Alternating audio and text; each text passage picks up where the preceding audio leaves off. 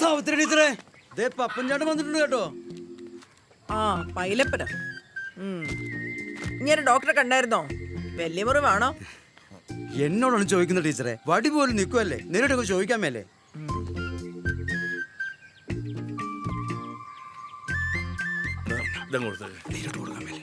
ഞാൻ കൊടുത്തവള് മേടിക്കലെന്ന് അറിയില്ലേ?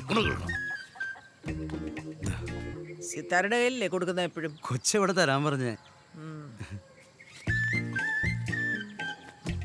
എടാ പൈലപ്പോ, ആ ജാതി പറിക്കാറായി കിടക്കാണല്ലോ. ആണോ? പണിക്കാരെ ഒന്നും കിട്ടി കാണുകയില്ലായിരിക്കും. കാണത്തില്ലായിരിക്കും. പറമ്പിലാണെ പുല്ലുകാരി മുടിഞ്ഞു കിടക്ക. നാളെ ആ കുട്ടനോട് ആന്റപ്പനോട് പണിക്ക് നിൽക്കാൻ പറ. ഇങ്ങനെ ചായ വേണോന്ന് ചോദിക്കേ. വേണ്ട, എനിക്ക് എന്നാണേലും വേണം ടീച്ചറെ. Small tea. അതെ പപ്പൻ ചേട്ടാ, എല്ലാ മാസവും പെൻഷനും തുക മുടങ്ങാതെ പപ്പൻ ചേട്ടൻ ഇവിടെ ഏൽപ്പിക്കുന്നുണ്ട്.